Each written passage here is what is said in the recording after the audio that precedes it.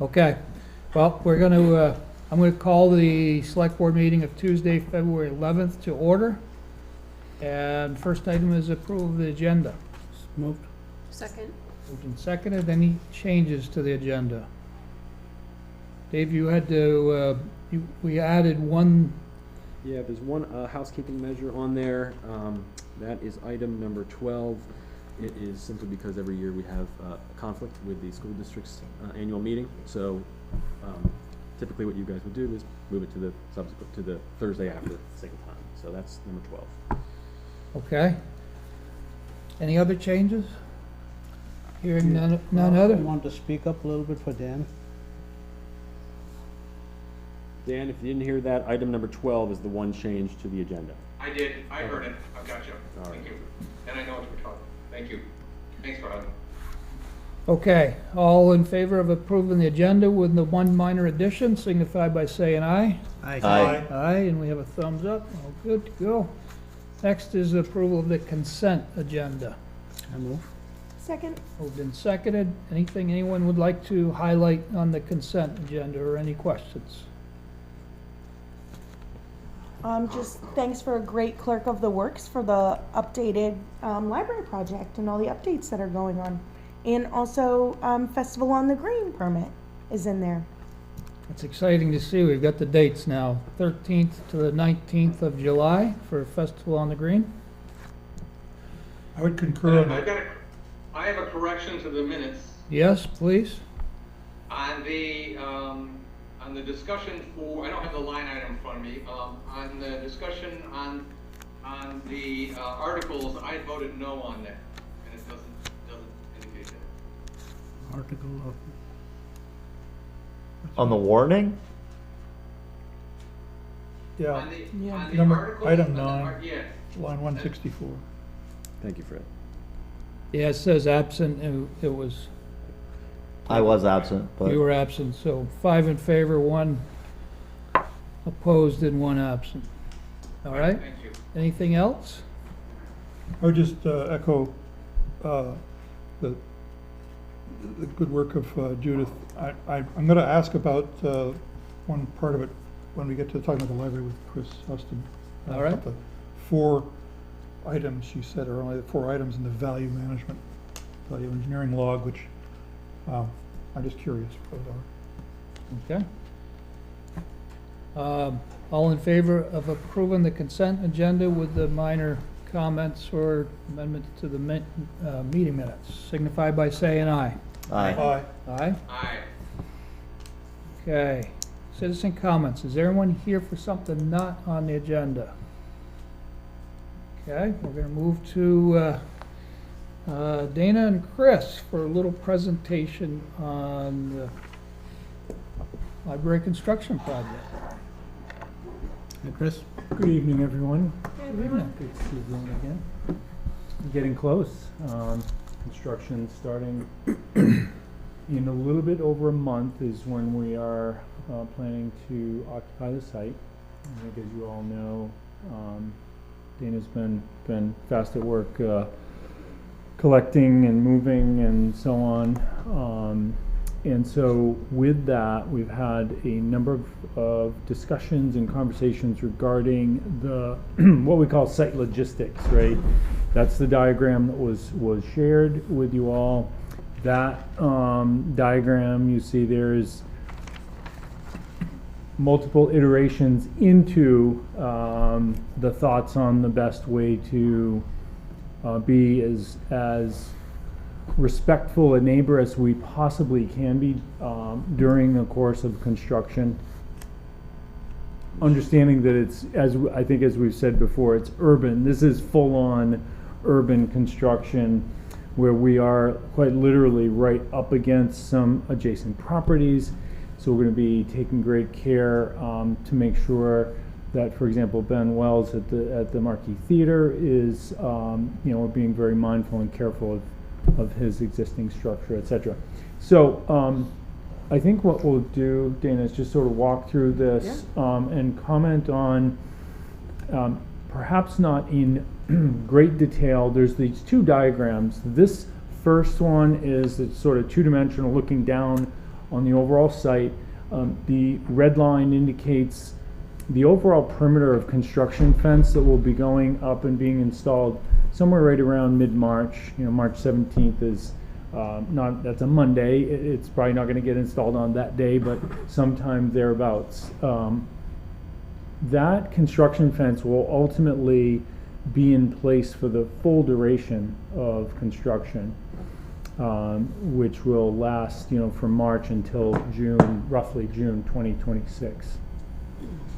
Some of the things that we had really focused on trying to provide as much flexibility as we can while maintaining, the most critical thing really is safety and security for not only the construction activities that happen on site, but obviously for pedestrians. It's a pretty busy location on numerous sides, 3 sides of the project. They're really quite busy.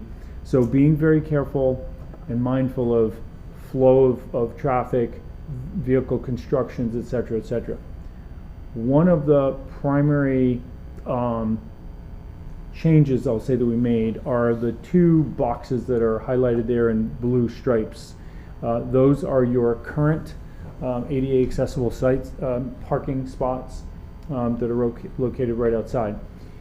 One of the first activities that we have to do is to essentially, we're going to start by demolishing the additions that are required, but really one of the first activities is rotating the parking.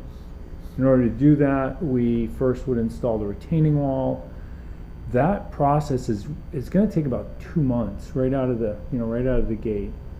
We will have other activities that will be happening concurrent with that, such as drilling of the additional 3 geothermal wells, one of which is at the bottom of the ramp. The other 2 geothermal wells have been moved to the upper level, which will actually help with any impact that would have happened on the lower parking lot. So we've removed that obstacle, if you will. And so in doing that, we will prioritize the creation of those 2 parking spaces and get those up and functional as quickly as we can. We can't promise any duration of a week or 2 weeks or whatnot. It's really going to be however quickly we can do it while still being safe and taking the prudent steps needed. We've maintained building egress and access and so on, as noted in the report. The 3 primary entrances will be maintained in the town office throughout construction. The most challenging one is the one right here, the side entrance because the proximity is, we're going to be very, very tight. We have geothermal lines running directly, like immediately at the bottom of the steps, if you will. So there you might see a note that indicates we're actually going to have some almost like a city scaffolding to protect pedestrians to ensure safety during construction. And David, perhaps moving to the second image, what we then wanted to highlight was really for, I think, primarily for residents to further understand. Yes. Can I ask some questions about the previous Yeah, slide? absolutely. Yep. You are trying to save 2 spaces on the upper parking lot. Yes. Is there a reason for doing that, just the 2 spaces? How is that going to benefit just those 2? Who's going to use that? Yeah, sure, Fred. It's I will say symbolic, that right? I will say, sorry. Well, I didn't say anything. No. I was say it again, Fred. It's pretty symbolic having only 2 spaces up Yes, there. yes. I don't know how traffic's going to come use it. Yeah, the intent was originally we had proposed in taking over that whole space right out to the right out to that point, again for safety and so on. It was indicated that those 2 spaces are the only ADA access into the town offices during construction. So that was the reason for that accommodation. Cool. This Okay. is probably a good point or good time to point out that Chris has already met with Chief Shaw and Chief Covey and Emily and Dave from Public Works, and they gave him a ton of, David Silfrid. And so everyone had a chance to kind of express concerns and point out potential pitfalls, and that's one of them that ReArch was able to respond to. And you mentioned having all three access open for the town offices, but there's going to be a lot of disruptions here. Yes, yes, we would love to discourage the use of this door, and perhaps maybe in working with Mark and David, maybe we suggest that might be an egress-only door, for example. Right. Because egressing off the lobby, if you're parking either at the park or if you're parking down to the lower parking, this would be the far preferred way to go, out through the lobby. So again, we're making those accommodations, as best we can, but there's maybe some fine tuning that could occur. Chris? Yes, Fred. Let's say that, without any burden on the library, somebody thought it would be a good idea to put a conduit in case there ever was to be electric vehicle charging on the east side of this lot or on the lower lot, from the area of the transformer out here across where you're doing the wall. Just put the conduit in, just so we don't have to dig up the parking lot again. I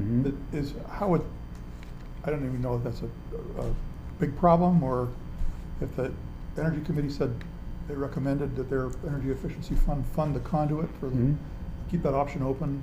Sure. How difficult is it to handle something like that? No, not difficult, Fred. You need to know pretty soon. Yeah, we need to know pretty soon. Okay, well, Yeah. I think there's an Energy Committee meeting coming up in infrastructure. We can talk about it with Emily. Yeah. I don't, it's just Sure. quick thought. Yep. Thank you. Yep. Thank you. Yeah, I have a question. I don't know if it's the right time, but where will construction workers be parking? Will they be within the gated part? So it's a perfect question. on this diagram, and this diagram has been provided to all of the subcontractors that we've reached out to and so on as part of the bidding process, is included in addition to the drawings and the specifications are these plans, which frankly become part of the contract with the subs. And the note right in the middle says that subcontractors are not going to be allowed to park on the lower level. We will require some significant on-site, our own staff sort of policing that, because it will not be easy when that parking lot is not particularly full at 6:30 a.m. or 7 a.m. Sure. when the subs are arriving. So Heather, what the plan is we can have subs arrive in the morning at that 6:30, 7 o'clock time frame, drop off their tools, and whoever they're carpooling with, and then the one person has to go find parking that's not in the lower level. We haven't designated, some place, if you're building in Burlington, you have metered parking, and so sometimes that would be part of the subcontractor's cost of work. Here, because it's not metered, we basically said you cannot park there anywhere on the lower level, and we will be policing that. But you are allowed to park in Frog Hollow, perhaps. You could park around the park. You could find parking around the green. It's going to be a little bit, there will be times, there'll be months where we have only a handful of vehicles. However, there probably won't be much room left for actually parking within the red fenced area. It's just going to really be taken up very quickly with material lay down, some storage Conex boxes, and then there's various dumpsters that are located on this. We'll have an office trailer on site for our superintendent to manage the work and have the required on-site meetings. We might be able to park a few cars on the ramp after the ramp to the lower level parking after the geothermal lines have been excavated and then backfilled. So we're going to get every ounce out of that enclosed red area that we can. Okay, that helped. Yeah. I just appreciate the fact that you've already been in touch with subcontractors and talked about the lower lot. Are you including in the lower lot the parking along the, Mr. Ups, yeah. Mr. All of Upson? it, yes. Okay. Yes. So they have to park elsewhere, Elsewhere. not over there or Not behind under the here? bridge, not, Okay. it's not Okay. near Haymaker. So not- that's yeah. good, that's good. I was just looking, Yeah. you've already communicated that, that's great. Yeah, and we recognize it's like frankly like a no smoking policy on site. It's just constantly one of those things that we have to keep monitoring, and it's part of our job to do that. Yep. Now, the second diagram was really intended as a 3D overall picture of this area, so that really folks, the greater community, can understand. Some people can't read a 2D drawing very well, so we created this one to not only get that broader context, but also provide folks with the ability to understand, for example, how to get to Mr. Ups. And we will have signage. You see there's a note there, there'll be signage that'll essentially be saying that business is open, you know, Mr. Ups, Haymaker Bun, et cetera, are open for business. And in meeting with Vanessa last week, she had requested perhaps adding another sign on the other side of the Cross Street Bridge, which we will include. It's not indicated here, but that came out of the conversation that she and I had last week. We also, looking at the flow of delivery vehicles, Vanessa mentioned that they get 2 package trucks, the smaller package trucks, the bigger ones, the tractor trailers. So that's 2 a week at 10 a.m. Tuesday and Friday. Thursday. Tuesday and Thursday. Those are the bigger trucks. The big Yeah. tractor trailers. The tractor trailers. So those would be the ones where they're already entering down the ramp, as we're indicating here. They will do their delivery and have to turn around and come back out the same way. So that's Taste of India has box trucks. They'll just come down Bakery Lane as they already do now, and then leave the same way in the ramp. So those are the things that we're really looking at. Parking, subcontractor parking, traffic and vehicle flow for deliveries during that time frame, and then signage to make sure that residents and people either who may be coming here for the first time know that businesses are still open as per usual.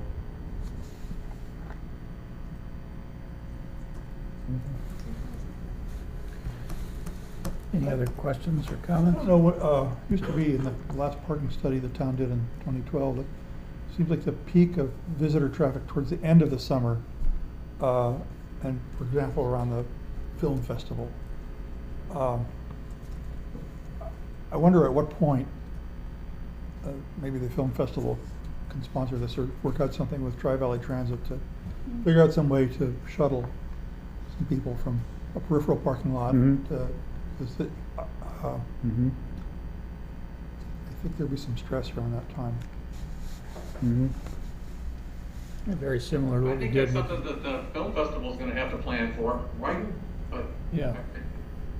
I mean, you could probably name, 20 different occasions where we're gonna have to plan for something like that, different organizations. Mm-hmm.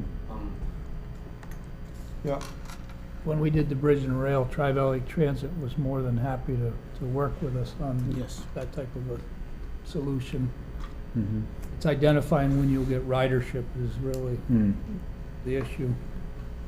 When it makes sense, right? Makes sense, yeah. Hope they have funding.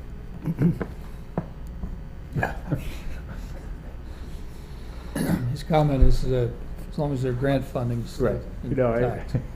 Yeah. Okay, if there's no other questions, I think we have a an agenda item to discuss that a little bit further from a user impact statement. Vanessa? Yeah, so we had a good conversation last week. I think, Can you wanna come come up for a mic just so that folks at home Yeah, can here, hear why you? don't- Sorry. you can- Over here is fine. You can also jump on that table over there. Musical chairs. I gotta keep you out. Getting my steps in. And my name is Vanessa. Sorry, I didn't introduce myself. So yeah, I think this is, this project specifically, I think this has been on our minds for a long time anyway. So really long-term as well.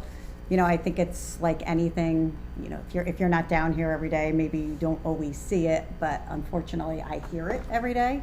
It's specifically in the summer, even now though. I mean, I was telling him whenever you came to see me last Wednesday, for whatever reason, there was no parking between like the 11 and 1 hour. And, I hear it because people come in and automatically think it's our lot. So specifically looking at that, and I guess, we know that this will impact it. It already is full in the summer.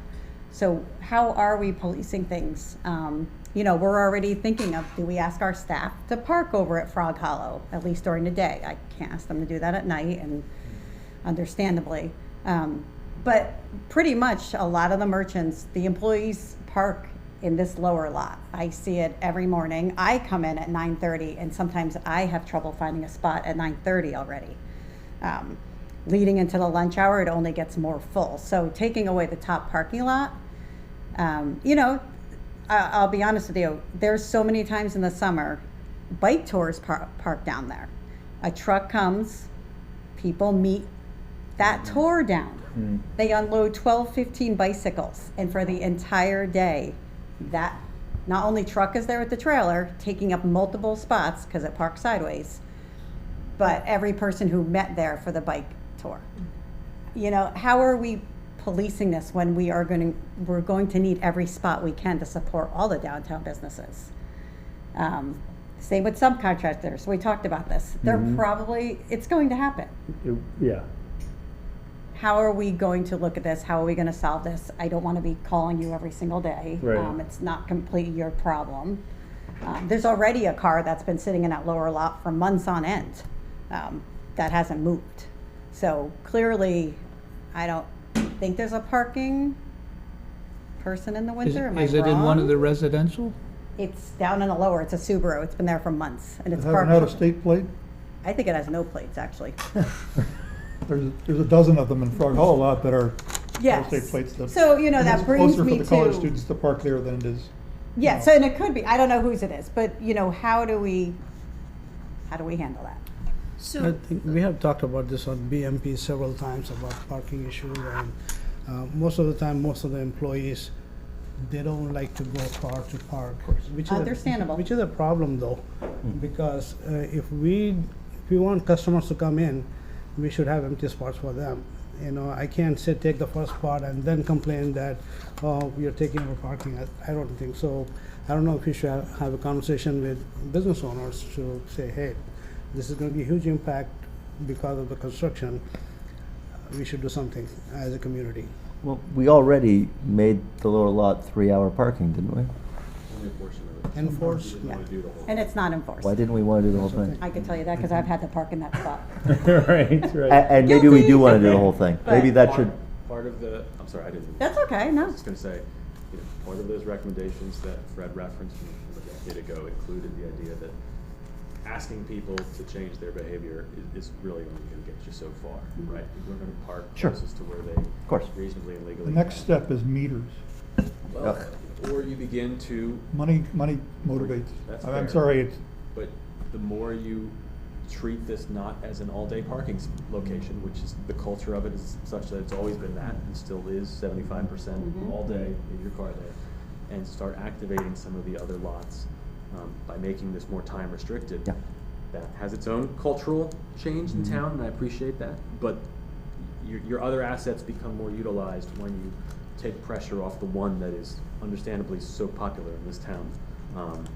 You have a 50 spot lot a block away that just is historically completely. We're encouraging people to get their steps in, a little cardio. So that's a broader discussion, but those recommendations did suggest that that's one way to get Yeah. the pressure off this level lot. is to What if we stop. did it as an interim during the construction to ensure that those. Let's call it a test rather than interim. Access, or a test, that those accessing the downtown could have for business, not work. Right, for But, perks for customers and. You know, the circulate. customer traffic could have access to the closest lot. And it would require employees, ourselves included, to then utilize the adjacent lots that haven't been historically as utilized. That's exactly what one of their recommendations was. Understand, but how would it be enforced? Yeah, so Which is Chief what we- Covey is on, he's on, would he be willing to comment? We had, a parking enforcer last summer, right? Yeah.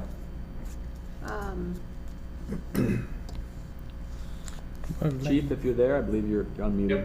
Yep. Can you hear me? I can hear you, chief. So we have a seasonal parking enforcement position. We have a budget just for a seasonal position. It'll start around April or May, goes through the summer. So parking is enforced during that time period, but we do not have year-round enforcement. That position has only ever been budgeted as a seasonal position. So I'm just curious how he enforces it, because I do know that in that 3-hour parking, there were cars there for sometimes overnight. That new ordinance did not get enacted until he was done for the year. Of this fall. That wasn't in place at the time. That will be new this year. So I would be curious to know what it would cost what the impact to the budget would be to increase that position for the duration of the project, so we could enforce our tests or for the duration of the project. So I'd be curious to know what that would cost, what the budget impact would be, whether something doable or not. I don't know. In addition to the budgetary aspect, it'll also be a recruitment issue. That the person currently doing the job is only available during that time period. Okay. And he was one of only 2 applicants when we posted this position about a year ago. This has been a traditionally difficult position to hire for. Sure. I think that, But I don't know what I don't know, so it's possible. I think there is a way, the cross-hatched areas in that lower parking lot are larger than they absolutely need it to be. And there's a way, without building more retaining walls in the $200,000 lower parking lot plan that was once talked about, to increase the number of spaces with some additional striping. And maybe even the spot over across from your entrance, it's a kind of muddy grass area, that could be made into. People park there anyway. I know they park there anyway, but, I mean, there are ways to squeeze in some more spaces. And I hate to point this out, but Emily has a project for Bakery Lane utilities right after the library. This parking problem isn't gonna go away, it's just gonna shift, because that project is gonna need construction staging. And so I think having a peripheral parking lot for people who work all day in town, and having some sort of shuttle for that, that's convenient, that is another thing I'd be interested in seeing what that costs and what would be involved with it. I don't know what did we do during the Bridge and Rail project? Did the town pay for that, or V-Trans? I don't remember now, we ran the shuttle a little bit, but it wasn't utilized, and so. Right. Yeah, getting people to building ridership is a challenge for that, but so is getting people to park in Frog Hollow. Well, If we have a temporary, like a 3-hour limit posted down in the down parking lot, without enforcement, would people look at that and say, okay, I have only 3 hours, or would they just? Depends on personality type, I think, Farhad. But And this- it is worth noting, we don't have this civilian enforcement officer right now anywhere in the downtown. And it's not as if it's the Wild West on Main Street or Merchants Row. You're still gonna have a percentage of humans comply with the rules, regardless of the fact that there's not somebody Right. giving out tickets. We have hourly limits on Merchants Row, we have 15-minute limits from the post office. So you will not be, you will still get some compliance, to be clear. There will be some compliance, right? Yeah. I don't know if that will help. I feel like that'd be the first starting point. That's what I'm saying. Instead of looking into a big spending of hiring somebody, if we have, that's a minimal cost if you have signs. Well, as the project's starting, the seasonality for the enforcement of it, and once the word gets around and enough people get ticketed, Oh, yeah. you'll drive up compliance. Chief's part-time individual comes back, and you limit time in that lower lot to 2 or 3 hours for the whole lot, the message will get out real quickly once they start issuing the tickets. People will get that, will get the message. Especially the tickets aren't $5 anymore, right? 25. See, I told you we should go with 50. Yikes. To accomplish that, if the board is in favor of it, do we need to do anything since it's a temporary? We can check, but the parking ordinance in this town is fairly micro detailed in the way it's written. It's sort of this block is this and this block is that, so you may need to amend your parking ordinance. Well, the question was a temporary adjustment to it.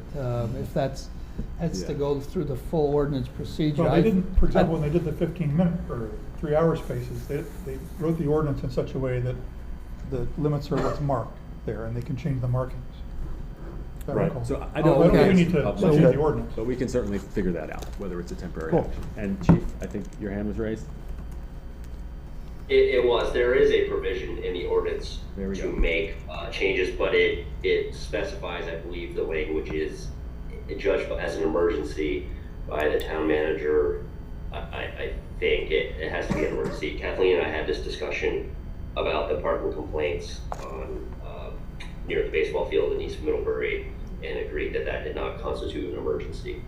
So I don't think that would really apply here. I think without, again, reviewing the ordinance, this might require the ordinance amendment process, but I could be wrong. Well, I think a little research, Okay. I don't think it's a big deal though to just, yeah. We can do it. need But to amend we it. do have some time, but we need to get going on it if we're gonna do Yeah. that. Yeah. So we'll figure out the answer to the legal question, and then we could come back with a proposal of what it operationally would look like down there. Yeah. Okay. And we'll- Yep. I think at the very least, we should at least do that. That's easy, simple. And I mean, as we get into it, I guess, what do you do? Obviously, we see it the most because we're there. Do you call the police? I mean, if there's just repeat people, when you see a subcontractor, I don't want to bother you every day. No, you will be. Seriously, we have an on-site superintendent, Jim Hoeg, who that is part of the job, is to monitor the work of the subcontractor. So the moment, we would rather have that line of communication. Quite literally, he's right up the hill and Let them know your lunch specials.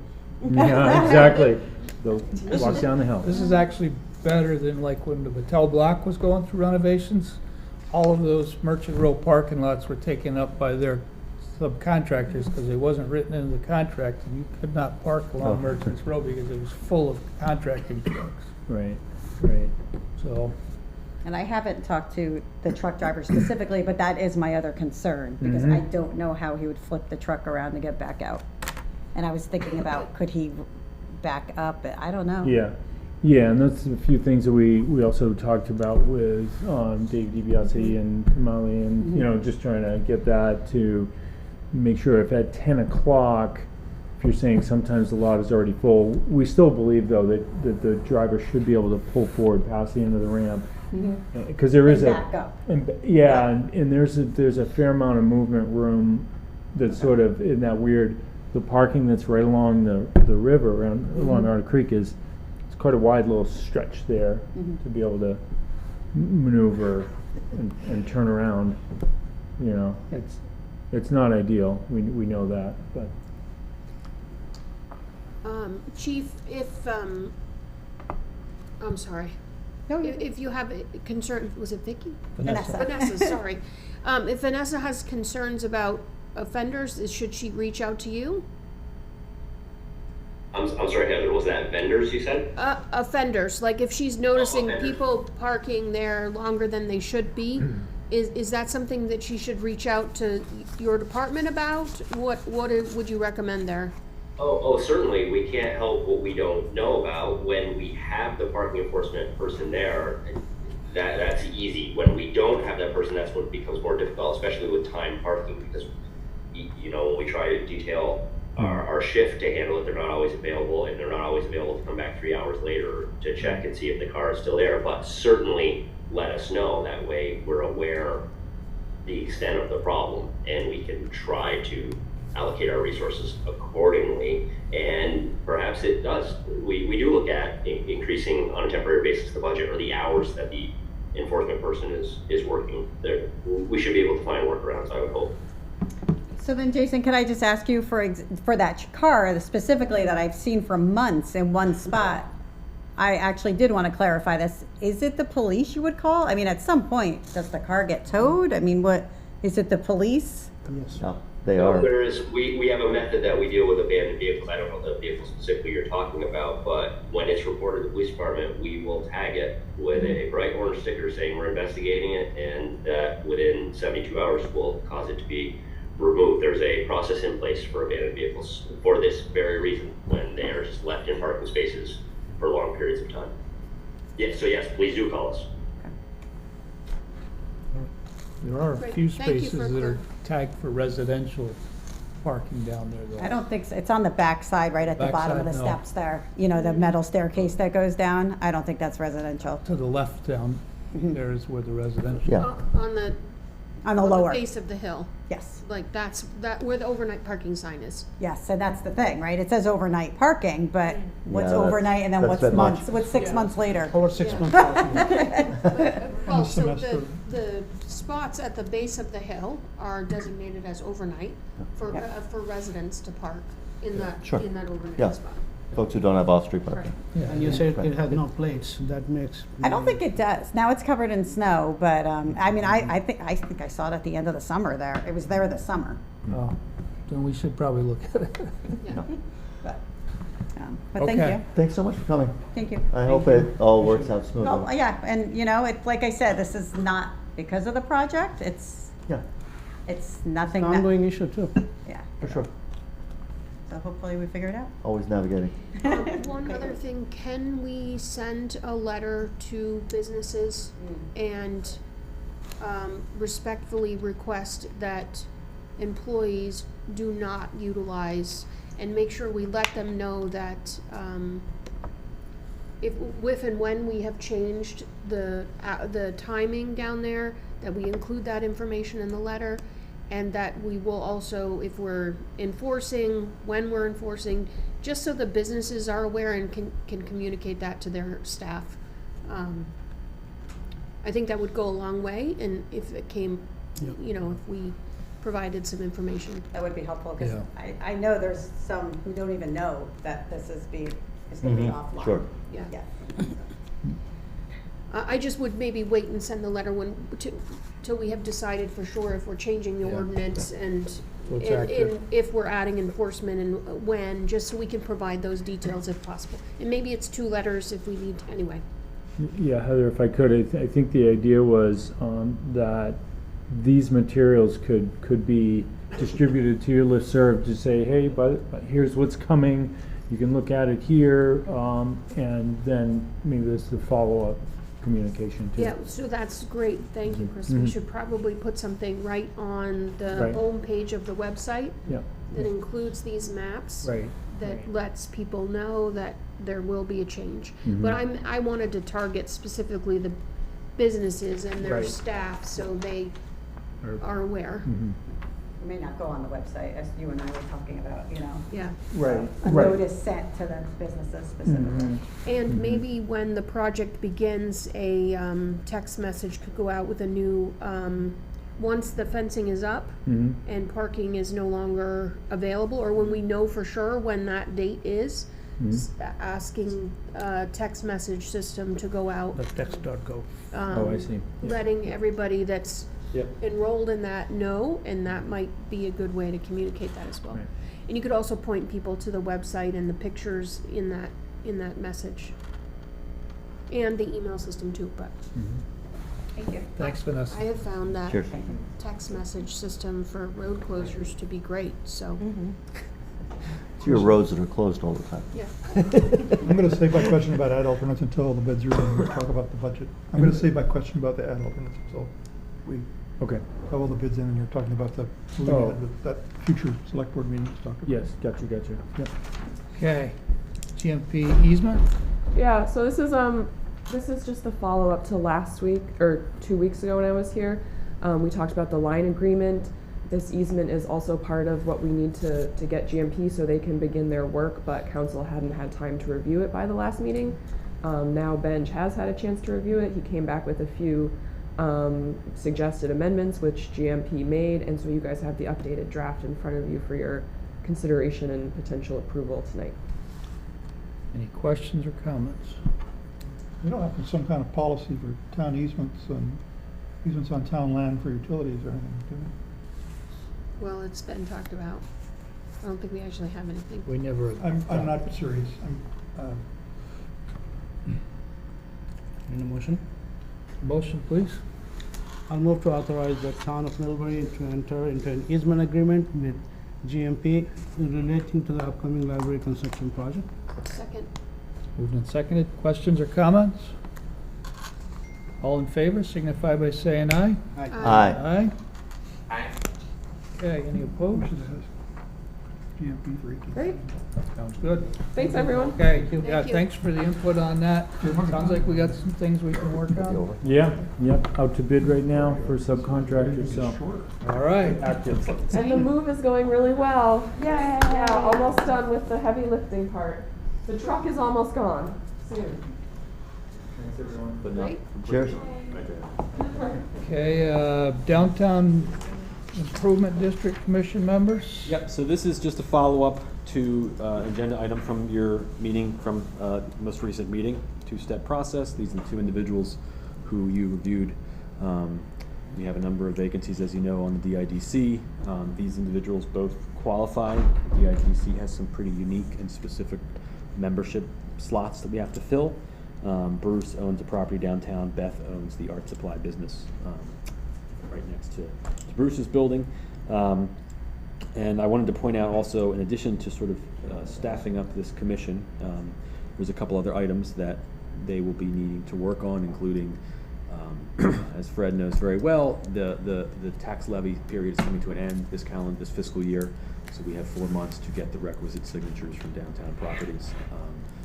We also have an annual budget, and any sort of recommendations for their tax rate have to come from this board. So they've got a lot of fun, good things to work on, and step one is getting new members on the board. So that's where we have. I would move to appoint Bruce Baker and Beth Bluestein to the Downtown Improvement District. I checked with Beth, their terms are, we're filling vacant terms that expire in 2027. Great. Second. Oh, I've already conveyed that, being on the board, I've already conveyed that to them, so. Okay. Seconded, Heather? somebody seconded. That was Heather. That was Heather. You did. Yes. Okay, moved and seconded. All in favor signify by saying aye. Aye. Aye. Aye. Any opposed? Okay, now we have Ed on a geoengineering concern. Now, Ed, I know you're not a Middlebury resident, from what I've found out. I probably would not have put you on the agenda. We'll give you 15 minutes here, but make your pitch. Well, that's more than generous. We were told we only had 10, so thank you so much. It's already looking up. As much as we would like to have 10, but I'm shutting you off at 15, all right? Okay.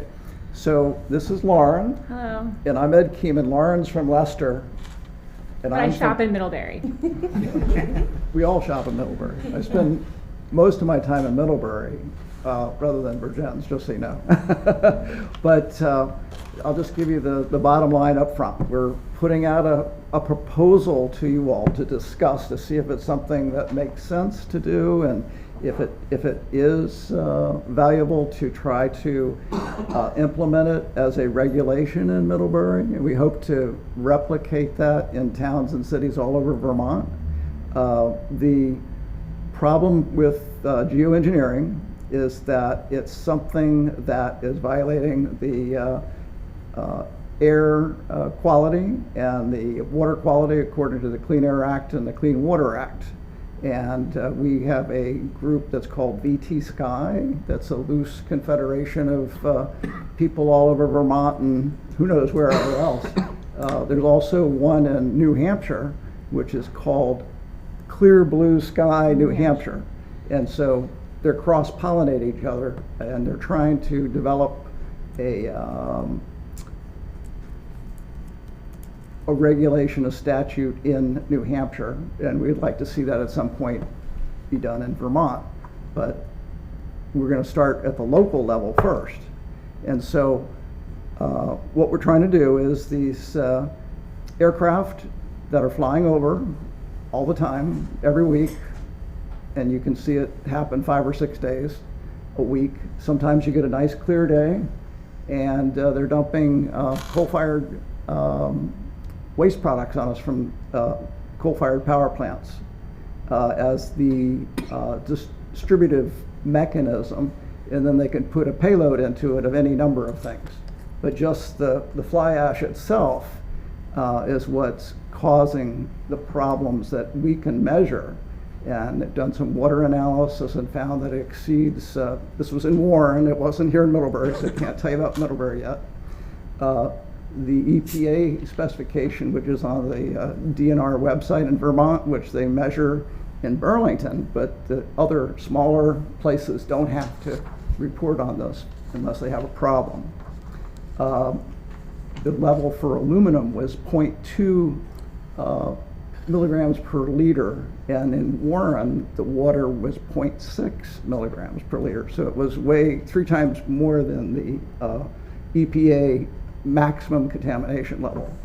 So we think that's happening all over the place where they're spraying in Vermont. It's done in southern Vermont, it's done in Essex, it's done in Burlington, and it's done in Middlebury.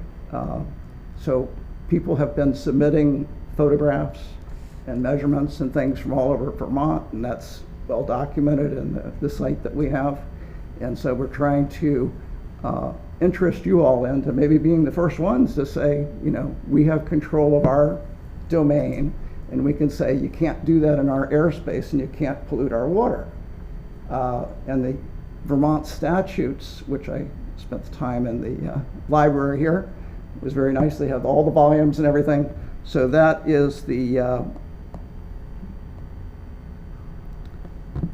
2012 Title 10 Conservation and Development, Chapter 23 Air Pollution, and then the other one is Chapter 47 Water Pollution Control. And so it essentially says that you all are partners as an early warning system, and it gets fed back up to the region and to the state level. So if you start here, go ahead. The town of Middlebury doesn't have jurisdiction over aircraft. Once they're off the ground, it's an exclusive federal jurisdiction of the FAA. I've heard that said, yes. We learned that in our airport locally. Okay. With a business that was there that was disruptive in its time, Warplanes Incorporated. What would cause a military contractor or plane flown from Maine or New Hampshire to fly all the way over to Vermont? Good question. Why wouldn't they go downwind? We just see them doing it. I took a video, time-lapse video for 4 hours today, just looking out my window in Virgins, and you could see nice blue sky in the morning, nice sunrise. There were some clouds, but they were normal clouds. And then at about 10:30, the aircraft started flying over. And so you can see them in the time-lapse going this way and this way and that way and that way, and then they leave long streams of coal-fired fly ash behind them. And those things start to widen and widen and widen. They join with other ones. And then pretty soon, by 12 noon, the sun was totally blocked. I mean, it wasn't like, an eclipse, but it makes a haze over the sun, so you're not getting that amount of energy into your plant life or into yourself or into your house, whatever. So that's just the main thing. And then there's, in the back of the proposal, is the details. But I was going to let... Oh, Dan had his hand up. Sorry? Go ahead. Yeah, hi, let me read you something. It's a fact-checking site about on federal issues.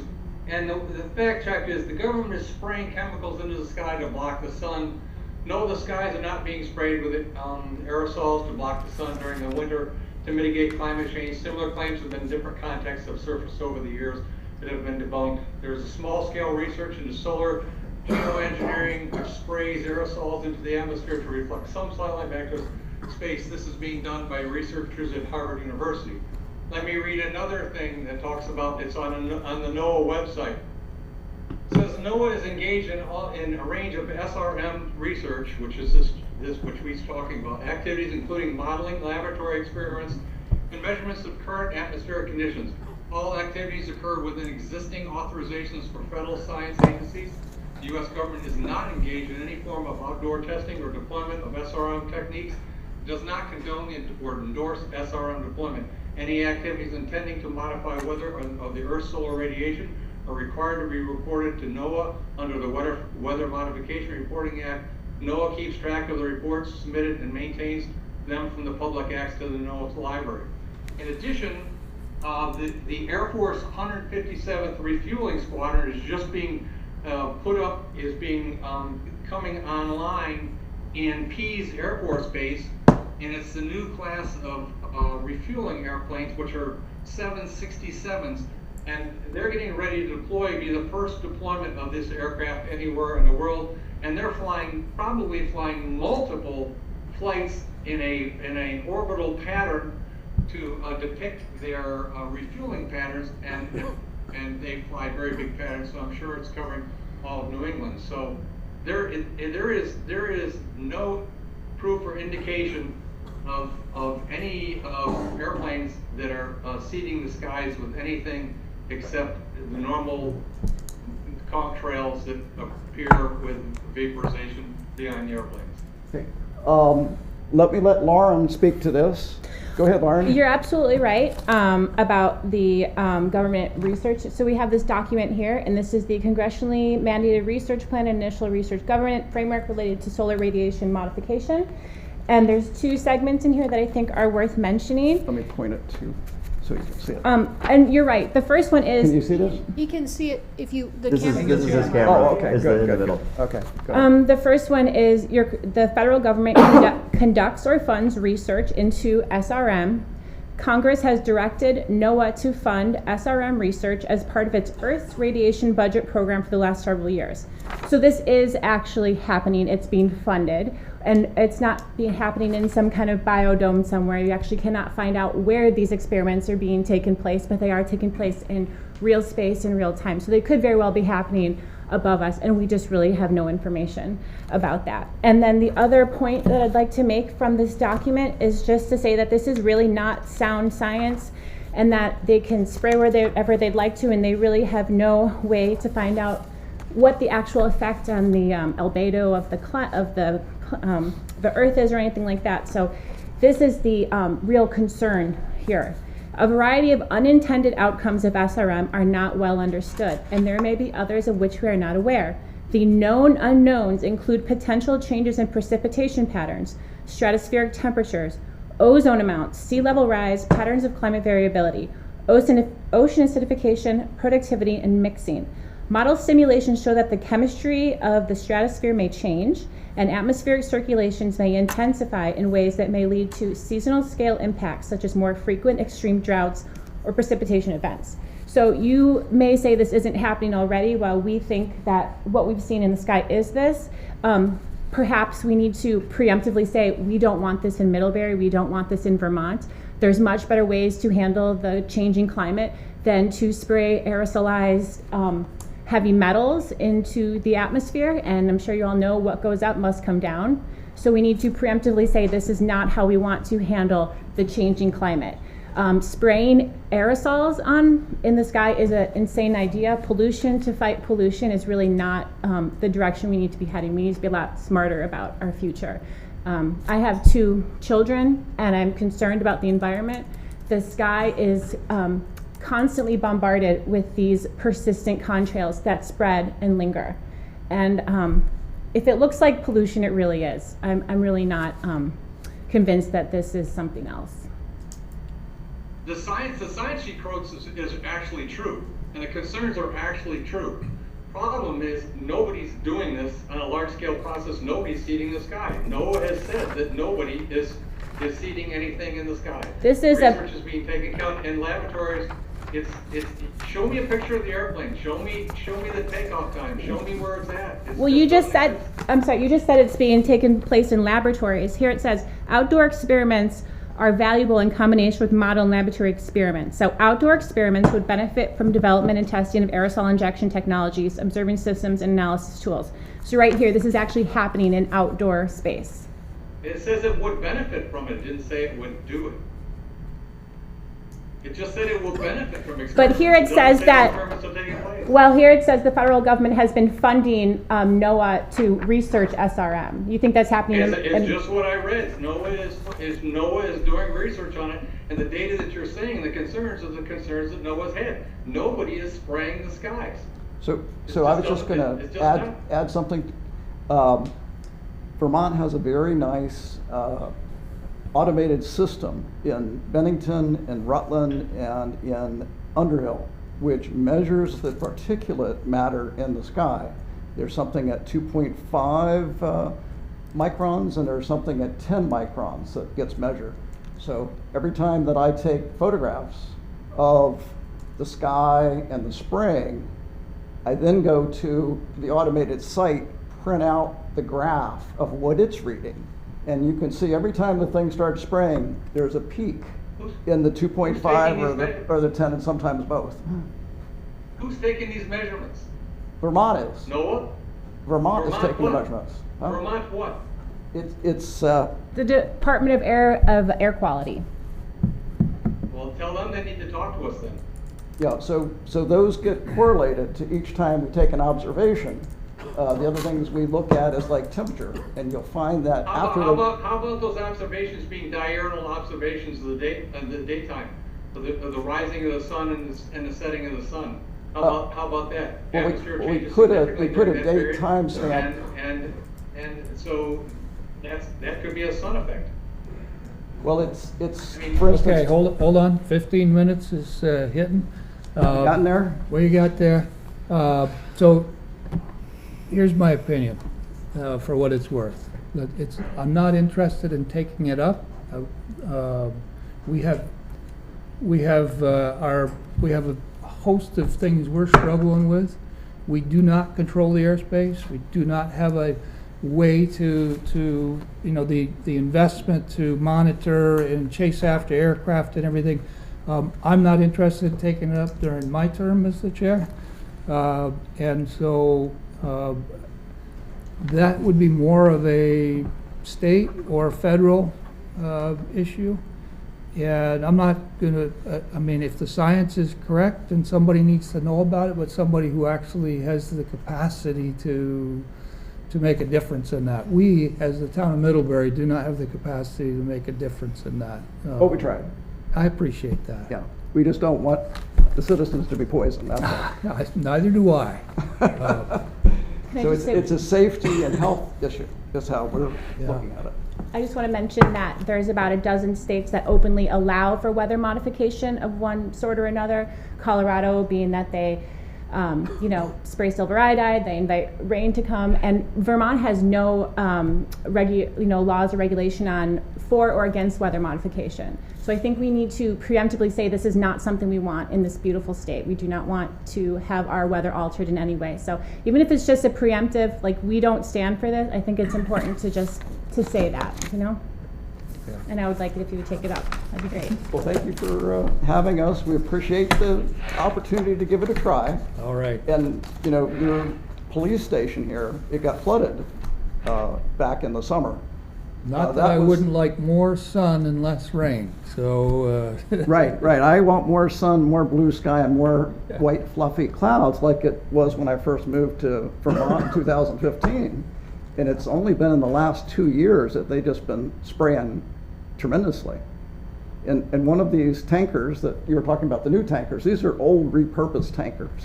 They're like KC-135s. They're still being functioned, but there's even older ones than that they put together to do specifically spraying. So if you look at that reference that's in the back of I would encourage you to get with the committee, the A&R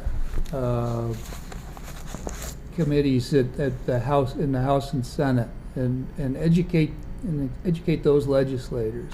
And I believe we have two within our community that are actually on those committees. So I would reach out to them and start there and see what they would have a much better chance of making a difference than we're going to have on this particular topic. Okay.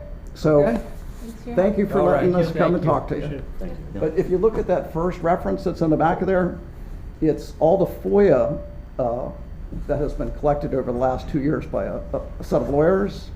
And it details where all the money has been being spent. Because if they do a FOIA request and you get government money, you have to produce what they say. So they tracked it all down, and it's like in the billions of dollars of this funding.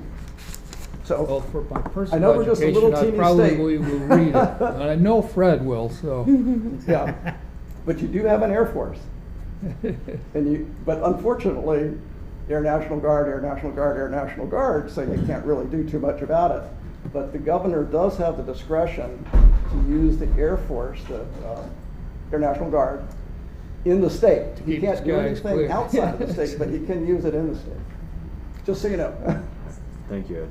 An Air National Guard Interested in person, learning so he's about going to our talk to his general organization about and it. efforts to protect our air and water here in Vermont. And I encourage you all to really just look at this pad. Take time to observe what you're seeing. And we may have a bill coming up in the House, by the way, in Vermont. That's where it needs to start. I'm sure we'll, but this is good practice. Get the same questions and the same thoughts. And how do you enforce it? That's a big one. One you didn't ask though. Why are they doing it? We do have a hand up, Brian, if you'd like. That's always a good question. Judy? Well, thank you all. Judy, you just Take need to care. I'm sorry. Judy, you just need to unmute yourself. There you go. Hear me? Yep. Yes? Okay, so, geez, sorry.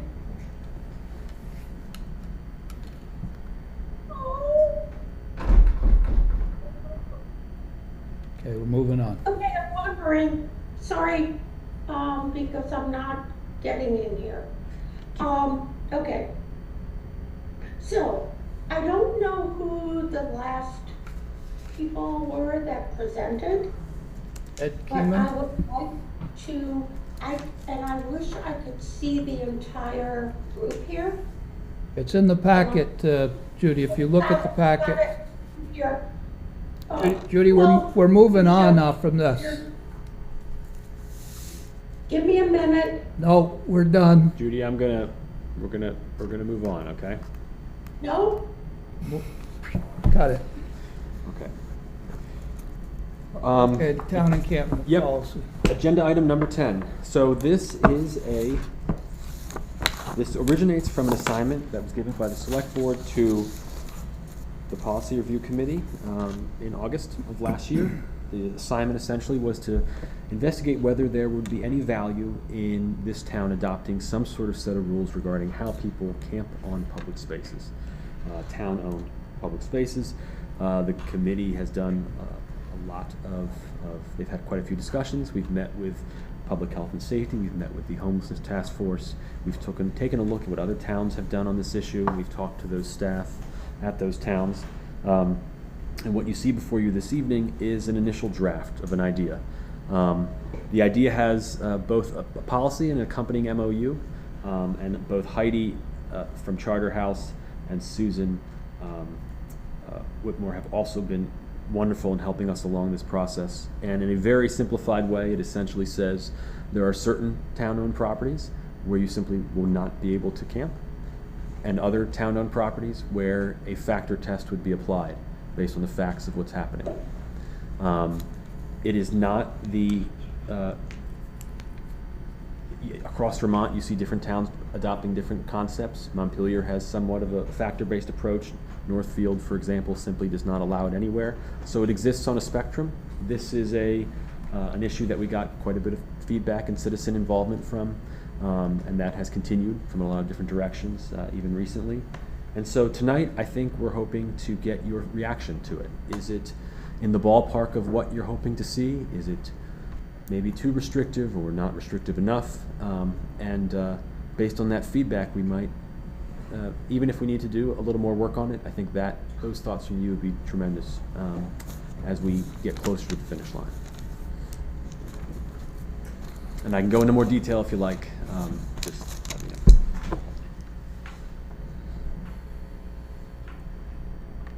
Can we get Dan back there? Dan is there. He is That's still Judy.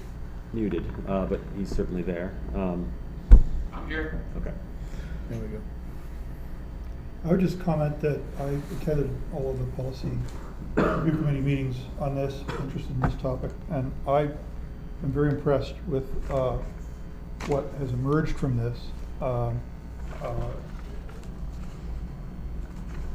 have a couple of minor ideas to improve things that were mentioned at the last meeting.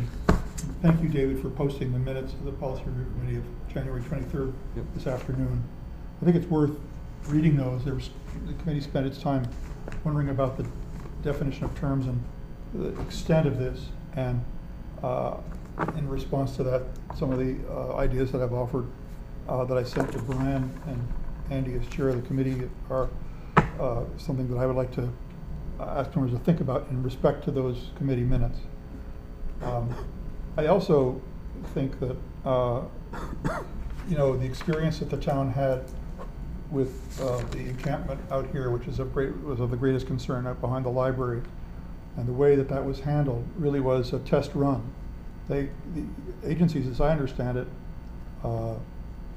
had the consultation with the police and worked together, and it took a little longer. It was involved, not really the fault of anyone locally so much as I understand, is the state moving the deadline for when the motel units would become available and so forth.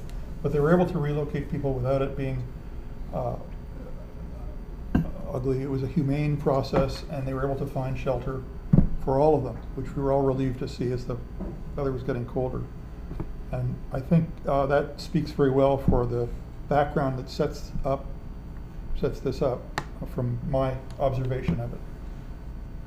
And so I commend the chair and the committee for the work that they've done thus far. Thanks.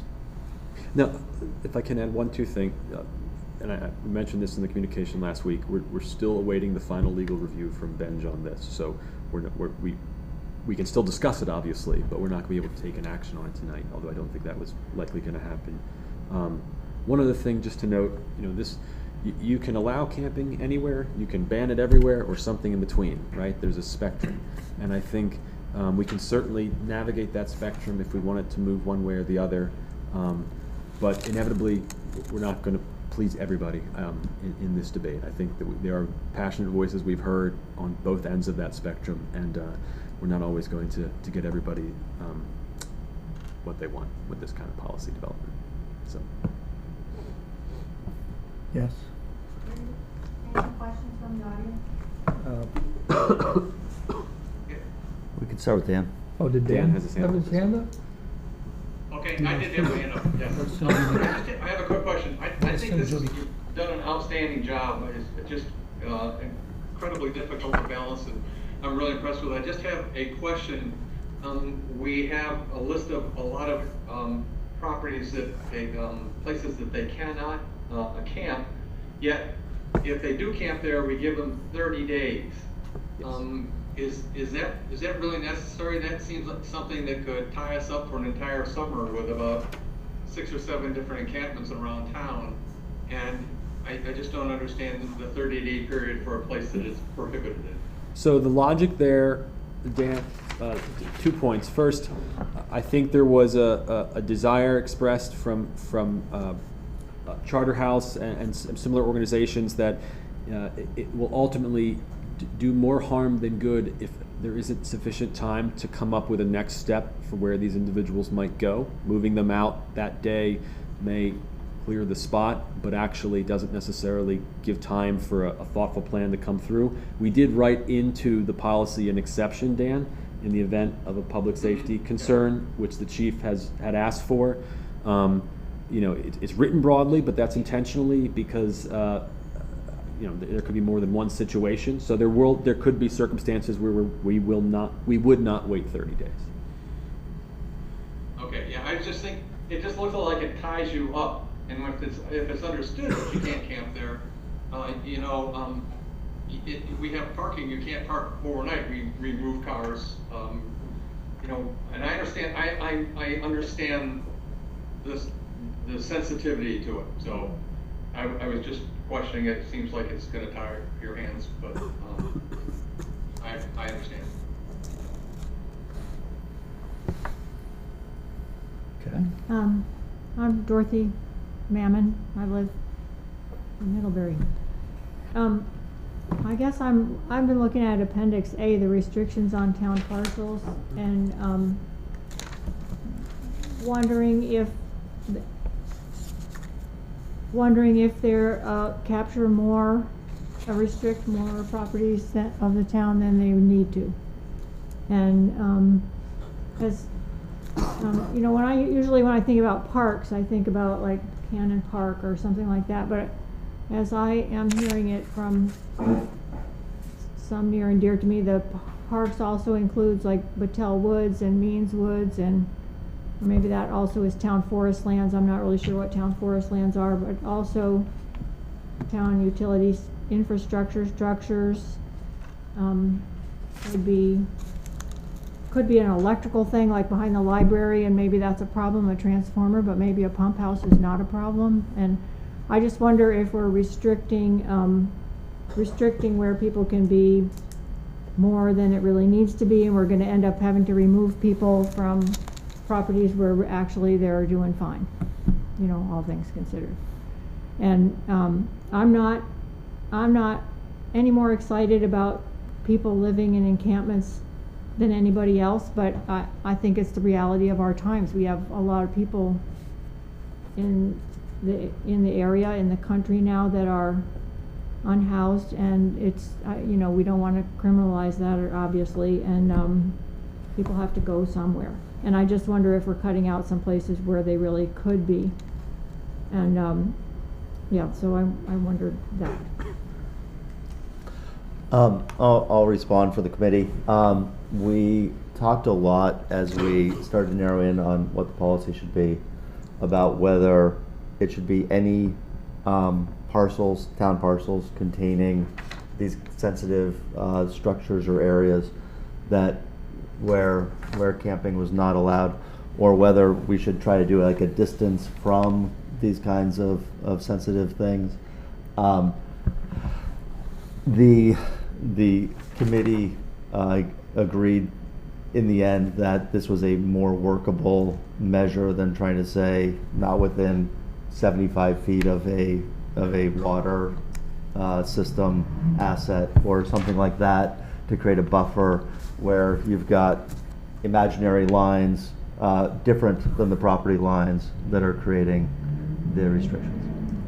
Well, another way to do it is, in part 2, you identify some factors that are issues. Yes. And if none of those factors apply, is there some reason they can't be there? Like, could they be in the woods somewhere? If none of those factors apply, why couldn't they be? Again, many hours of discussion about this, and a desire to have as objective a standard as possible in where camping was allowed led us to this approach, rather than a balancing test. We were discussing several times what constitutes a public safety measure that would require intervention by the town, and to write that out in a way that is not subjective and arguable is a very tough thing to do, we discovered. Well, I have some comments about this. In the minutes of the last meeting of the Policy Review Committee where they talked about this, it's worth reviewing and reviewing the reasons that brought them to this. But I think in the Appendix A, there's reference to a couple of terms that are vague: town forest lands and designated environmentally protected or wildlife habitat areas. It makes reference to the parks that are listed in the town ordinance on daily closing of parks, which lists, the parks and the greens and Cannon Park and recreation areas, along with particular named woods like the Means Woods, Patel Woods, Chipman Hill, Wright Park. And I think it would be better, it's really unnecessary to have town forest lands because there are a number of town parcels. The town has 64 properties, quite a few more than this.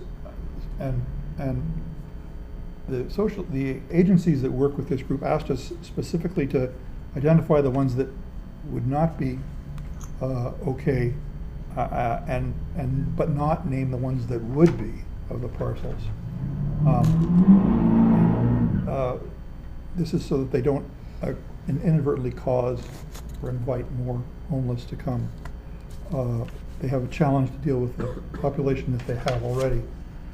Another idea about this is that parcels, town utility infrastructure structures is a kind of an awkward, broad, or vague term. I mean, the major town infrastructure facilities that might be of concern are already fenced and gated and posted, like the town reservoir in Chipman Hill has a fence around it. The well sites have fences and gates and should be posted for no trespassing, not just encampments. So that's not really the issue. I think that if you amended that to say posted structures, and then look at add a provision that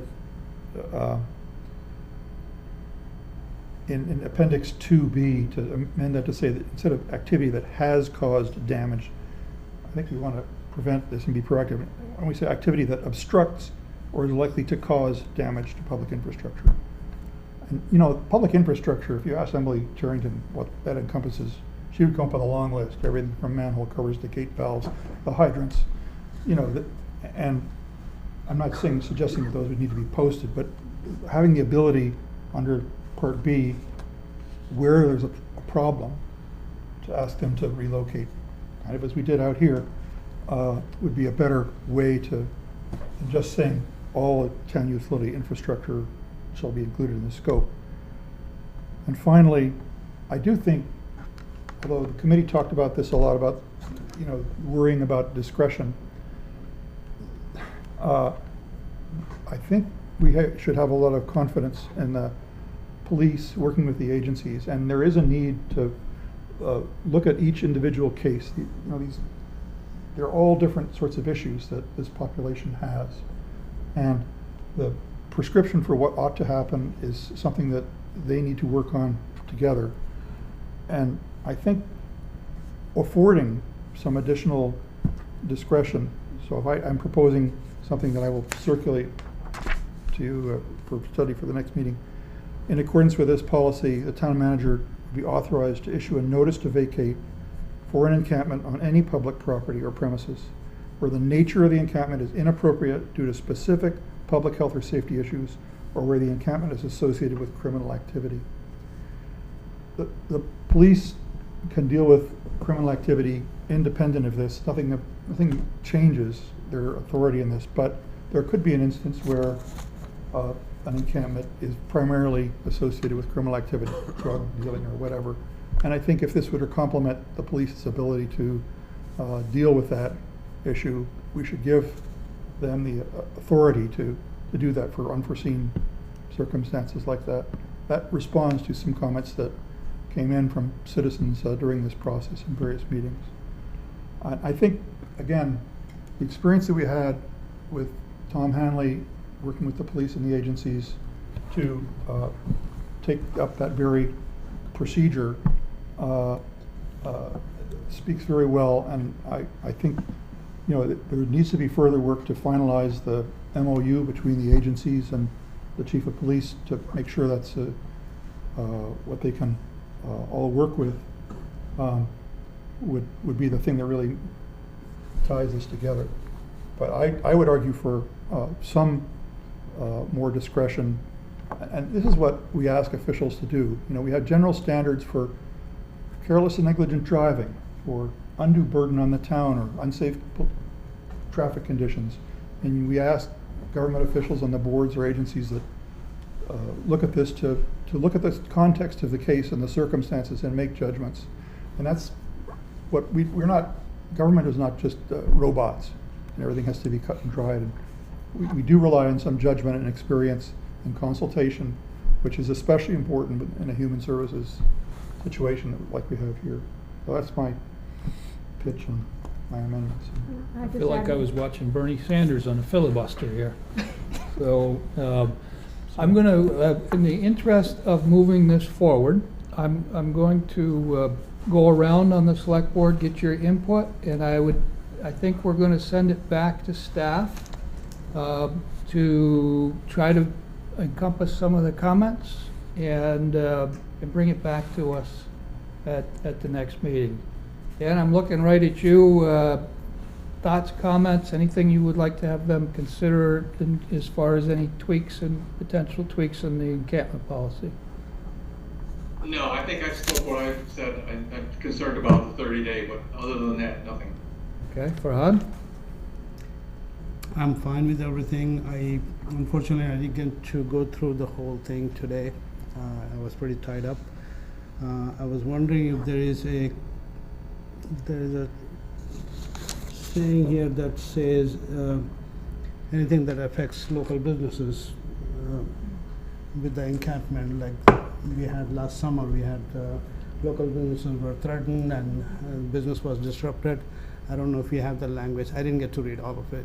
Maybe that's discretion capacity too, because there was a lot of vandalism occurring. Right. So, okay. Heather? So the only comment I have was just maybe some clarification on what Fred said regarding town utility infrastructure.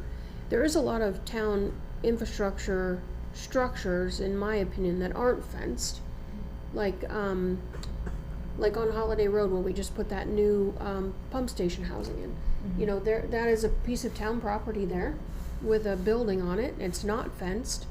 And town staff need to be able to access that entire site all the time. Right. And I guess I want to make sure that somebody can't camp there ever. Mm. And I'm not sure that I followed everything that Fred said, and we don't have to go into it. Just all I'm saying is that I think I would probably be on Emily's side in making sure that fire hydrants, manholes, valves, all of those types of structures, there's going to be thousands of them that are not fenced, are off limits. Like, you can't camp over a valve shut off for the water system. My language was obstructs or likely to cause damage to. So I hear Yeah. what you say. Okay. Okay. I sit on the committee, so. We've heard everything you wanted to say. Okay. Andy? Yeah, likewise. This was the result of a thorough process of a lot of citizen comments and a lot of balancing of a lot of different opinions within the committee. Thank you. Thank you for your Thanks. hard work. No, Yeah, for thanks sure. for And taking this. thanks to staff who took our really- ideas and made them I should words. say, I'm sorry, Andy, to interrupt, but Yeah. I should say, I think, in general, I think this is way better than I originally thought was gonna come out of the process, so, We didn't think they'll do that. because of Yeah. the restriction, you know, not, Exactly. Yeah. Yeah, I like it. No, I you know, know. just because of the restrictions and some of the information we got when the problem first started around what you can't do, you know, just from. Yeah. So great job. I mean, I think. I think it really goes to show when you work through problems and you work together as a team, you bring in all the right partners. And I know for a lot of people, it's a situation where they want something to be done right away, especially this summer when we packed this room. I think people wanted results right away. But to be able to bring in all the partners and create something that was both humane and realistic to implement with our capacity, I think we just needed time, needed conversation. So I'm thankful to all the committee members who showed up and members of the public who, you know, would continuously come to the committee meetings and share perspectives. It really was a good opportunity. One other comment, having attended a couple of the Housing Task Force committees and hearing from a variety of service providers who speak so highly of town staff, of our police force, of our approach. It feels very good to be in that position with regards to those folks. That's great. Thank you for I sharing. haven't said, I haven't made my comments yet. Could I just say one more thing? Not until I make my comments. Oh, yeah, okay, I didn't hear you. So, Dave, the two things that I would say is, it does feel like forest land is a little broad, and I don't know if there's a way that by incorporating the flexibility of discretion in there, that we could open it a little bit. I would much rather have someone camping in forest land than camping by any of our facilities that people need to have access to. If you can't park a car there, you certainly shouldn't be camping there. But the only thing that I kind of saw going through there. You said there was two things, is that? Discretion, I liked his discretion. Yeah. Okay. Yeah, like I said, you know, this is a spectrum, and we can certainly shift. I don't think that's actually, as we talked about, a hard thing to do. So what we'll do is, I think we're 95% of the way there. We'll take these thoughts, and staff working with the chief, and we'll have a conversation with Heidi as well, just because they're a partner in this proposed MOU, and we'll come back with some changes that I think get us where we need to be. Dorothy, we're 35 minutes behind. What you got? It's just, I think, I'm aware of multiple encampments that have been on parcels included in this description and haven't been a problem. And I'm just afraid you're going to find yourself in the situation where you become aware of an encampment. It fits this definition, but you're really not causing a problem, and it's not easy to remove people or fund. And I hate to see you put yourself in that position of, like, well, this person is on a parcel that meets this definition, but do we really have to go there and disrupt them and move them? Because they're really not causing a problem where they are. So I would just look really carefully at those and say whether it's really they cannot be on those things. Thank you. And then Good I also point. couldn't tell if you could sleep in a car overnight in the 24-hour parking. So just, if you can just make that clear, I just couldn't tell. Thank you.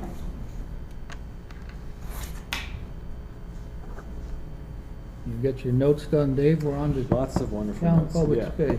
Alrighty.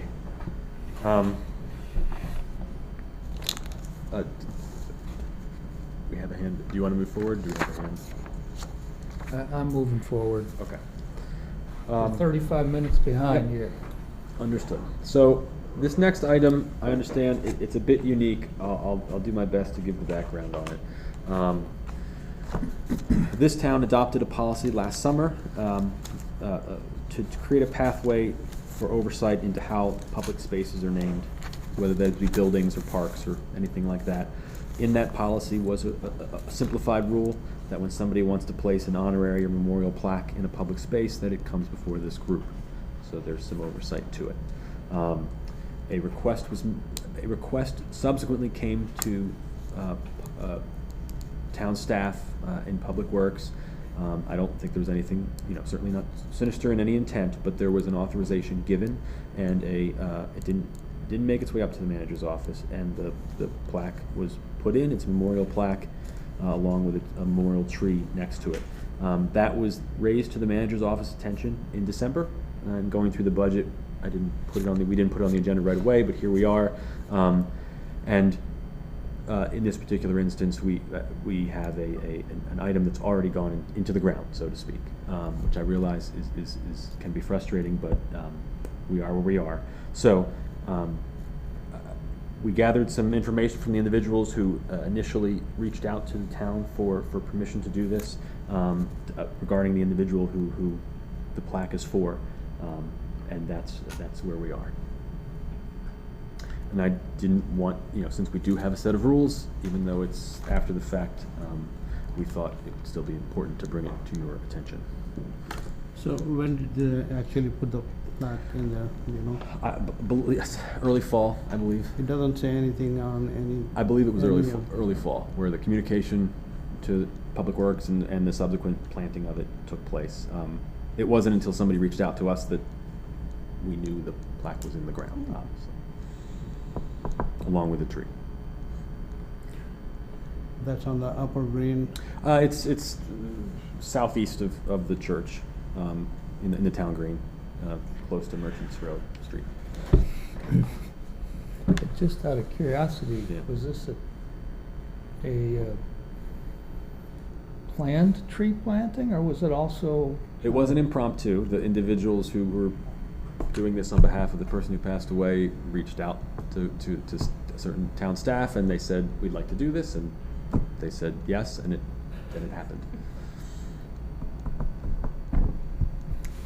I know from previous conversation that Heather is concerned that we create a precedent, but I think what we have here is a failure to follow our own process, and that through no fault of anyone except perhaps communication of the authorization required by this board, this was authorized elsewhere and has happened. I think in general you don't rip things out that have happened because of a defect in process. We have reached out to both the department head, and it's not a blame thing for either of these individuals, but just as a proactive in the future, that if anybody requests anything like this, they've got to share it with us. Having heard from you, I still think that I don't, so this Pooja Shahani, it says a memorial, but we don't even know when she passed away, what the history of that. There's not much here. So I don't think I'm going to support going through a motion on this one until we get some more information. Our options are either to approve this despite the process being flawed, or to request Public Works to remove it, right? Do we have a third option? I think possibly. Okay. I would assume, based upon what I know here, the reason why they have a plaque in Middlebury is because of the relation to Middlebury College. Yeah. And potentially it could be moved to some Middlebury College grounds if we ask them if they're willing to do it.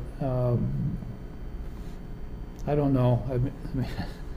I mean, I'd love to go plant a tree in the town green and put a plaque for my dad. I mean, Sure. he gave a lot to the community, and Ask us. Yeah, well, Yeah, even according to our policy, he hasn't been gone long enough. Yeah. And so, we have Victor Nuovo, who's been, who was a mainstay of governance in this community. We haven't, I don't know, guys. It's just a challenging. I'm not voting. I'm not approving of the motion.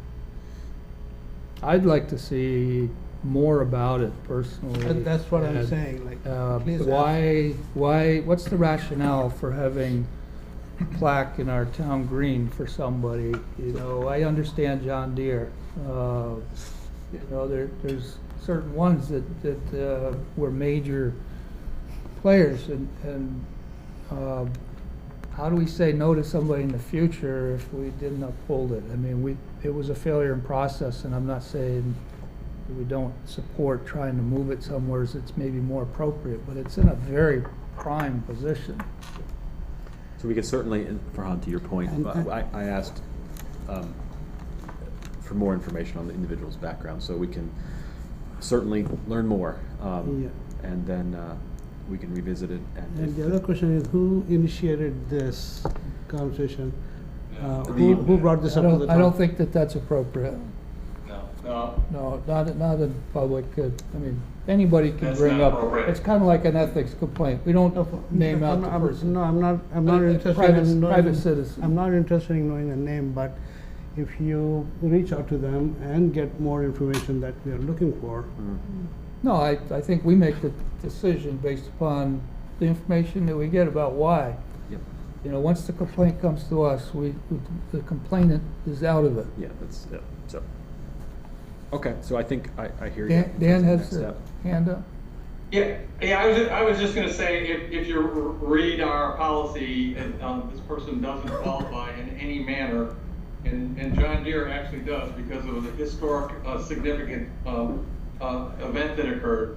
So I'm reluctant to approve it, and would suggest that we try to work with the college, and there's plenty of places, hopefully the college would like to honor one of their graduates, but, and by the way, if they do anything for Brian's dad, I'm gonna dig the hole. I'll dig a hole for somebody like that, and it's just not fair not to be recognizing people like that, because he doesn't qualify yet, and do this, so I don't support it either. Just a clarification about the policy. Section 3F, it's an exemption to the requirements for a certain amount of time posthumously and all those things for a plaque. We could indeed consider Brian's dad at this point. Don't bring this up.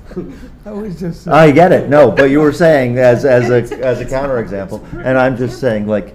We know who your dad is, or what, was, and his contributions to this community. I had no idea who this person was, and it doesn't even say whether, other than their time in Middlebury College, even if they lived in Middlebury. that's the thing. Yep. Like, We don't have there was a enough lot of information. contributions to maybe the world in general, but not anything specific to our community, And I think, I think one way that this doesn't set a preference, another alternate, one way that it does not set a precedence is if we don't approve it. Maybe nothing happens, maybe it doesn't go away, maybe it doesn't get moved, but the select board never approved it. And therefore, anything that comes before us, that somebody says, oh, well, you put this in, we can say we never approved it. So I think that is one thing to consider. Okay. It was a bad step, even if it doesn't change, we also have not ever approved that it, anyway, my thoughts. Judy's got her hand up. Do you know something about this one, Judy? Her hand's been up Judy, constantly. Judy, you have to unmute yourself. There you go. Do I have an opinion? You know I have an opinion. Do you know something about this particular case, Judy? I'm sorry, say that again? Do you know something about this particular individual? Did they live in Middlebury? Were they working in Middlebury? Brian? Most of what I've heard tonight is crap. Brian, her hand's been up the whole time. Dan, please don't interrupt me. So we're talking about, what are we talking about here? We're talking about keeping people safe. We're talking about, what have you guys done as far as the local schools? Have you made, I know you've made a policy about local encampments. Awesome. Have you been local? Don't interrupt me. You know what, Judy? If you want to speak, No, come to the Brian, meeting. Please mute her. Do not. I'm not about to be going through that, Judy. If you want to speak, either have your prepared comments or come to the meeting. Okay. Okay. So we've got some good More information for you. And then I think in this particular case, we need to go back to the individuals, have a better rationale. Yep. And if it doesn't appear to support it, then, you know, maybe we, if it's because of the link to the college, it's probably a more appropriate space. So we could talk to Yeah, to certainly. them. Okay, next select board meeting, as Dave said earlier, we got this added because the Addison County School District's annual meeting is during our regularly scheduled. Is the 27th acceptable to you guys? Is that a Thursday? It's a Thursday. Yes. Is that the regular time or? Still 7 p.m., just 2 days Sure. afterwards. I can't make that one. We typically move it to a Monday. Yeah, we usually do the Monday I don't know, before. I don't think we've ever moved one to a Thursday, so. So Okay. I always have, The 24th is what you're saying? Yeah, well, I thought I think I'm right that we always move these things to a Monday and not to a Thursday, and the 24th is fine with me, but Thursday I can't. Yeah, I think you are correct, Dan. We've typically moved it to the day before, but either is fine with me. Whichever whatever date we can get the most attendance would make the most sense. Okay, I can't make either of them, so. Okay. Oh, I prefer the Monday as the vice chair. What was the date of the meeting you were gonna have especially for the 20th. It's 20th. 20th? Okay, thank you. what's on the 20th? The wastewater information meeting. Okay, yeah. So you would like it on Monday? I would like it on the 24th. Jeremy has his hand up. I would like it on Monday. The DRB has a meeting on Monday the 24th. Right. So that's just letting you know, if you do that, the DRB would have to relocate. I think we've done I that think- before, I where think- you were in the small room Okay. or at No, the just let library. you know. I I just know think that, we relocated to JR the already library said- before on Monday nights. Yeah, we did that. but I it's not remember that. Yours has to be recorded? I don't know, but I just let you know. I know that I've To warn already you. gotten quorum request for that Monday, so I do know there's one planned for that, the 24th. Good call. Aren't you? Thank you, Jim. Yep.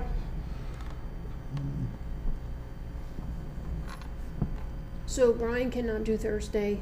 Or Andy- Monday. He can or do Monday or but Thursday. you can. I can do Thursday. I would prefer Monday. I would prefer Monday too. I can't do Thursday. So you can do Monday, right, Dan? But I the can do problem Monday, is yeah. that Okay, this, then we have Yep, majority on Monday. Monday.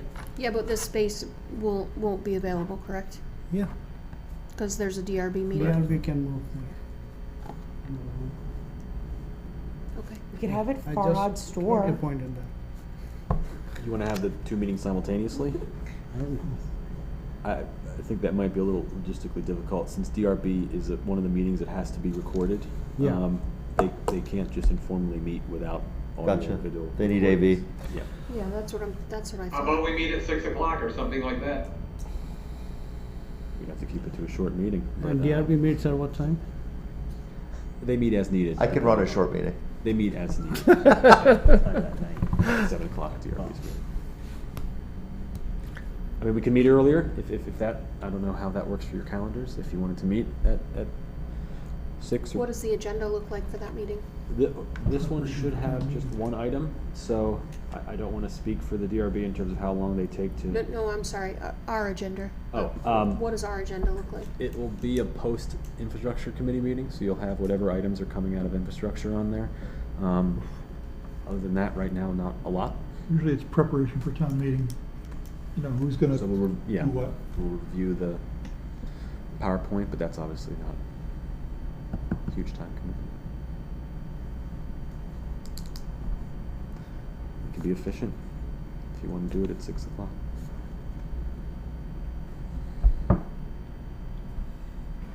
I'm fine with 6.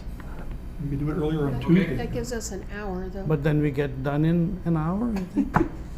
Could people Well, let's meet do it at earlier? 5:30. But Yeah, could earlier be- on Tuesday. Could people do 5:30 on Monday? I can Well, do if it, we're- but would that be enough? And if we're time getting for done us at to 7, why not do it on Tuesday? rush out? Right.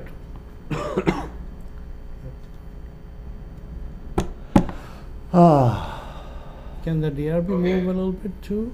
in their time? Can they go? That's a publicly posted meeting, so if we're altering their time period. It's already posted. Yeah.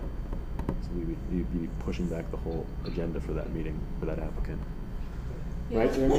Yeah, I believe so. I Yeah. don't know what the notices are for the public hearings on those, but I know the quorum of when I came in before we even met this Monday, so I believe it's already been posted and notified.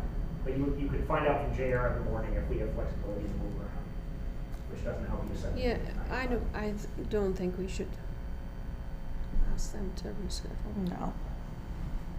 The other option is that we just meet on Tuesday during our regular time. We missed, I think I was the one when I started that asked that we adjust that meeting so that I could attend the ACSD meeting. So, and I think in the past few years, I think I'm the only select board member that's usually there. So, anyway. I sat next to Fred. Remember last year? Actually, I may not have gone last year. I've gone every other year but last year. Anyway. Oh, Fred. What do you guys think? Tuesday. I'm fine with Tuesday.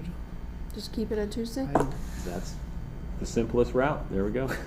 No Right. change. Sorry for bringing it up. Not at all. No, I think Good talk. That was fun. I think Okay. it's important that we bring it up and have No. a conversation, but if we can't move We it around, considered then. it. Yeah. It just didn't work. We did our best. You can make it on Tuesday, Brian, or no? I can't. You got That's some the money? that's the week I'm skiing with Olivia. To keep us moving, you want me to hop to the next thing? Yes, please. Okey doke. So this before you is a draft of an ordinance. This ordinance relates somewhat to what we've discussed at some previous meetings. The Act 171 from the state, which established a municipal code of ethics in state law. One of its requirements, in addition to the training you all are doing or have done, in addition to appointing an ethics liaison in Mark, which you already did, is the adoption of an ordinance that is essentially a procedural ordinance for the enforcement of that state law. Each town's required or city is required to do it. As you can see, it reads like a procedural document. The standards are in the state law already. It's a boilerplate language that came from VLCT. We just edited it to fit the town itself. And if you approve the ordinance this evening, we'll then follow the charter's ordinance process. And we are required to do it. I'll move to approve the draft ethics investigation and enforcement ordinance, subject to a public hearing and final vote by the select board, which will take place at the March 11th, 2025, 2025 select board meeting. Second.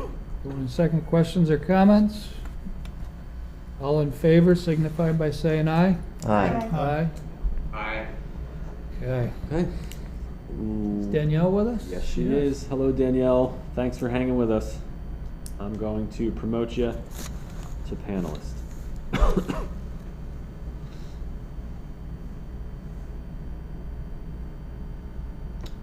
There you are. You just need to unmute yourself when you're ready. Thank you for having me. So this should be pretty quick. It sounds like you guys have been here for quite a while. So I'm Director of the Turning Point Center here in Middlebury.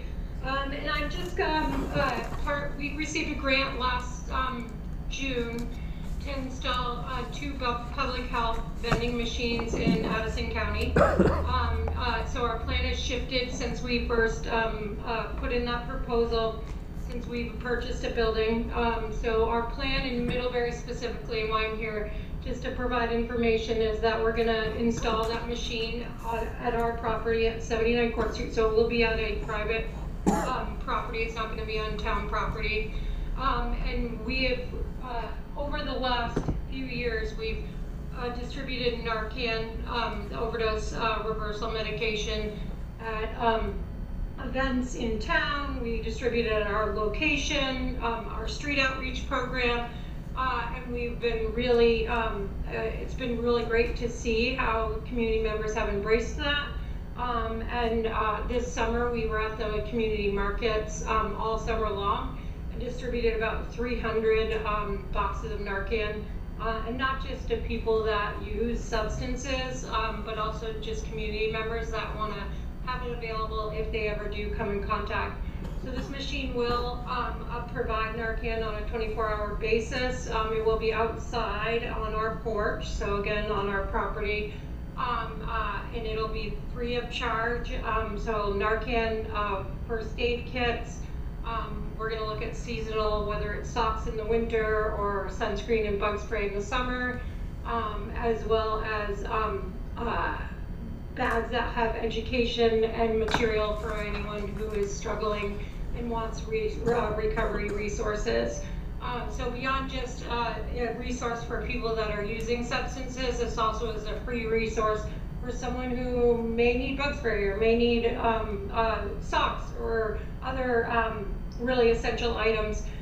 So this is just an opportunity for anyone to ask questions about the machine that you may have, or any other information that you'd like.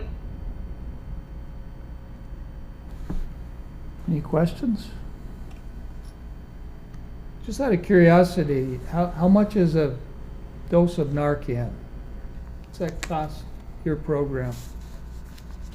So we get it from the state, and so we hopefully moving forward it will still, it's free of charge for us. If you get it from the pharmacy, it's about $50 for, just someone to go in and buy Narcan. Yeah. And so this vending machine will have even socks in it? Yeah, we're hoping to work with Bombas, United Way. Not our United Way, but we're partnering with them to work with Bombas, who provide socks to charitable organizations. Cool. Neat. Well, good luck with it. Thank you so much. Thank you, Danielle. Thank you. Check warrants. Yeah, I did that. Do we have the numbers? Do. You need I think a I clipboard? signed them. Yeah, I guess so. Sign them anyway. Thanks. I move to, there's something here, right? I move to approve town expenses in the total of $937,216.61, including accounts payable of $794,457.05 and payroll of $142,759.56 for the period of January 29th through February 11th. Second. I made it up and it was right there. I was thinking you're doing a good job making Yeah. it up. Moved in second. Seconded, all in favor, signify by saying aye. Aye. Aye. Any opposed? Okay. We pay our bills.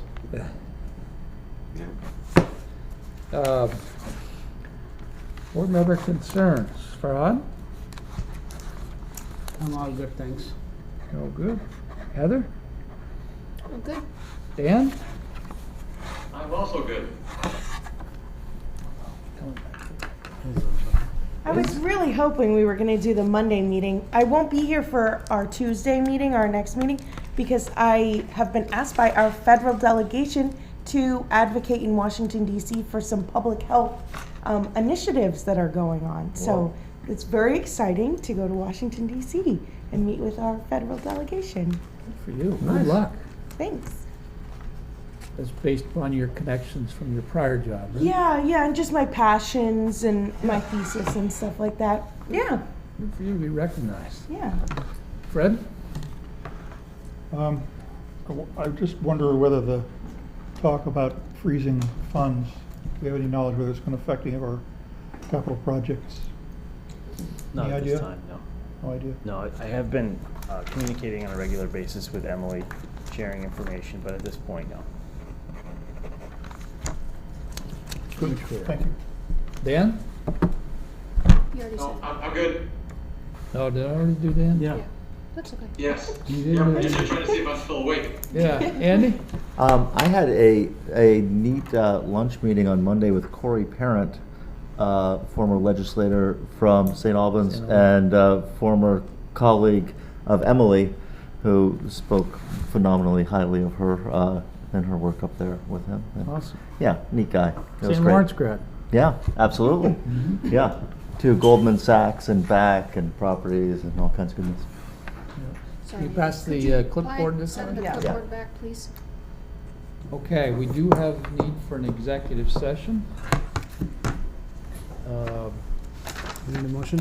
Yeah, you wanna bring us into it? I'll move to find that premature general public knowledge regarding probable litigation to which the town would be a party would clearly place the town at a substantial disadvantage because the discussion will divulge the town's strategy in such probable litigation. Second. Moved and seconded, all in favor? Aye. Aye.